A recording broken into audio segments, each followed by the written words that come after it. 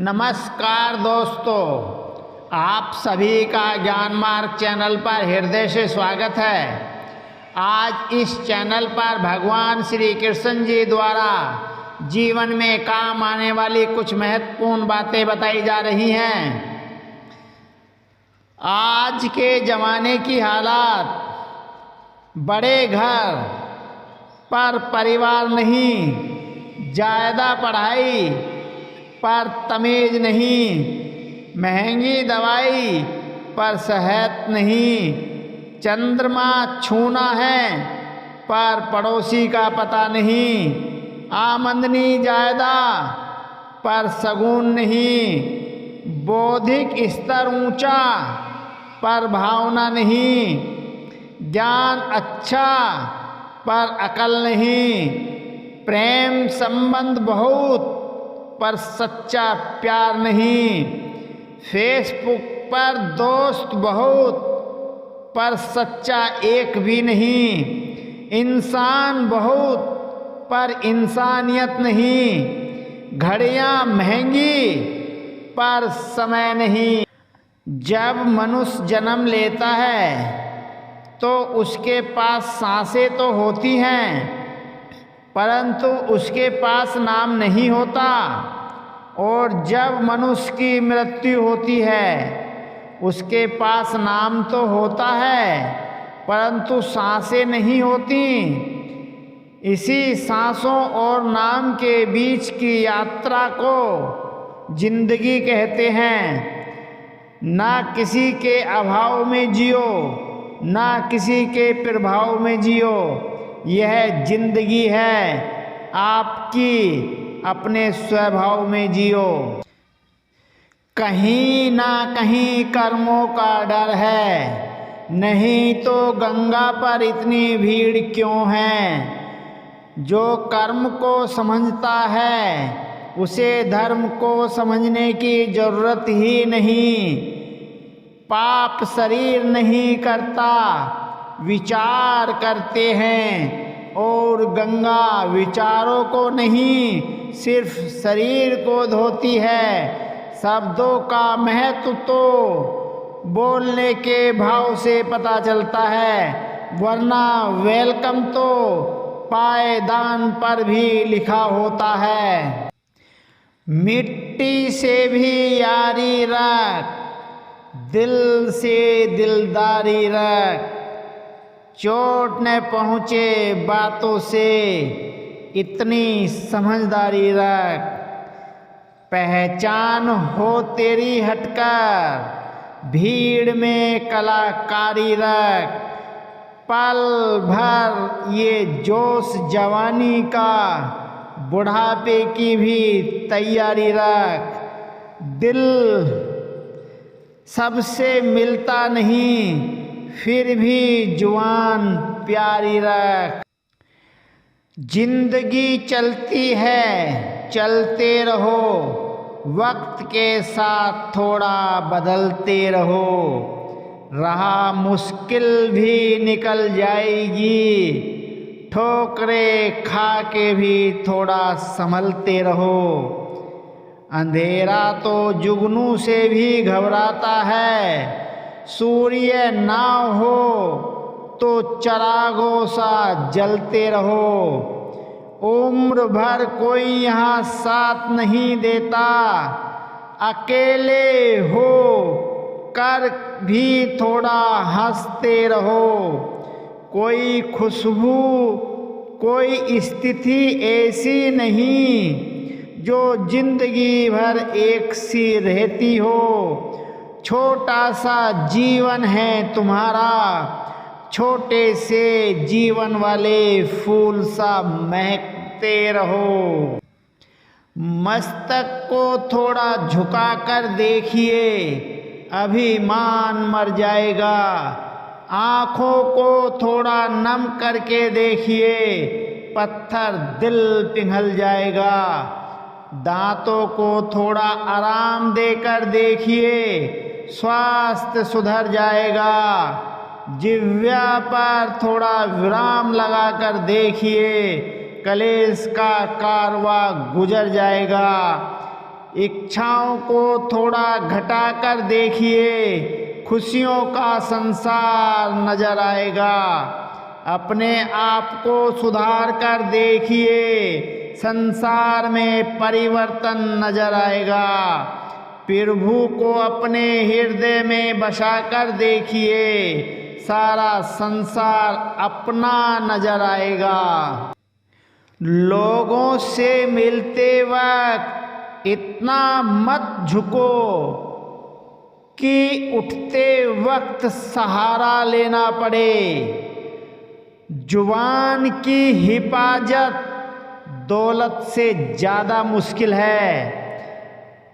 गरीबों का मजाक मत उड़ाओ, क्योंकि गरीब होने में वक्त नहीं लगता। अगर भक्ति नहीं कर सकते तो गुनाह भी मत करो। दुनिया ये नहीं देखती कि तुम पहले क्या थे, बल्कि ये देखती है कि तुम अब क्या हो।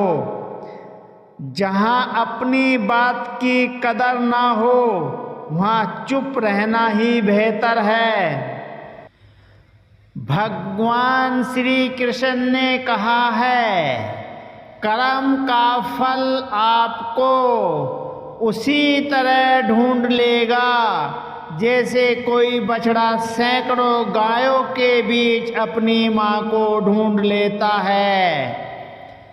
अर्थात सही समय आने पर आपके एक एक कर्मों का फल आपको जरूर मिलेगा।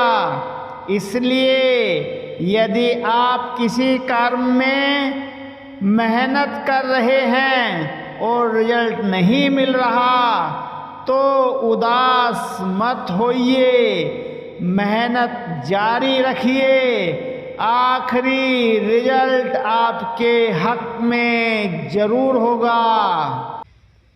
कलयुग में रिश्ते खेल बन जाएंगे। बिना स्वार्थ के कोई भी रिश्ता नहीं टिकेगा। सुबह एक दूसरे के साथ जीवन भर रिश्ता निभाने की सौगंध खाने वाले भी शाम तक एक दूसरे के खून के प्यासे हो जाएं तो भी आश्चर्य नहीं होगा। धर्म और ईश्वर मजबूरी में याद आएंगे। कलयुग का भगवान सिर्फ पैसा होगा। आपका तनाव व्यर्थ है। जन्म देते ही माता पिता बच्चे के लिए जीवन भर की योजना बनाते हैं कि उसे कभी तकलीफ ना हो। जरा सोचिए, जिसने दुनिया बनाई है उसने तुम्हारे लिए कितनी योजनाएं बनाई होंगी। बेवजह तनाव में मत रहिए, सब पहले से तय है। इसे स्वीकार करने वाला ही संत है। छोटे बच्चे को माँ चलाती है, फिर छोड़ देती है, और जैसे ही बच्चा लड़खड़ाता है, माँ उसे फिर पकड़ लेती है और उसे फिर से चलने को कहती है, ताकि उसके पैर मजबूत हो जाएं।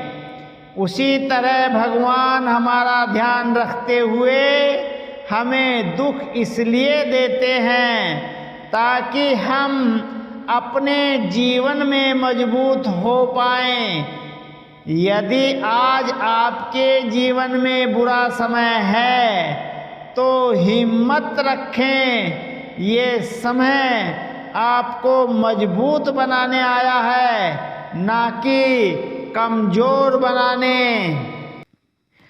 तेरी इस दुनिया में ये मंजर क्यों है? कहीं अपनापन तो कहीं पीठ पीछे खंजर क्यों है? सुना है तू इस संसार के हर जर्रे में रहता है, फिर जमीन पर कहीं मस्जिद कहीं मंदिर क्यों है? जब रहने वाले दुनिया के हर बंदे तेरे हैं, फिर कोई दोस्त तो कोई दुश्मन क्यों है? तू ही लिखता है हर किसी का मुकद्दर, फिर कोई बदनसीब और कोई मुकद्दर का सिकंदर क्यों है? कभी भी अपने लिए बुरा न बोलें, हम जो भी सोचते हैं या किसी एक विचार पर बार बार केंद्रित हो जाते हैं तो वही घटित होने लगता है। सकारात्मक विचार के प्रति हमारा शरीर इतना आशावान नहीं रहता, जबकि नकारात्मक विचार में हम घेरे में चले जाते हैं। अतः नकारात्मक विचार पहले घटित होता है। इसको एक उदाहरण से समझें। जैसे यदि आप ये सोचते रहते हैं कि मेरे जीवन में दुख ही दुख हैं, तो इस विचार में वर्तमान होने के कारण आपको ज़्यादा दुखी करेगा। वही यह सोचें कि मेरा जीवन सुखी है, मैं प्रसन्न हूँ, तो इस विचार की अत्यधिक गहराई रही तो यही परिणित होगा, आपके दुख खत्म हो जाएंगे। अब विचार करें आपको क्या सोचना है, क्या याद रखना है। जय श्री कृष्णा।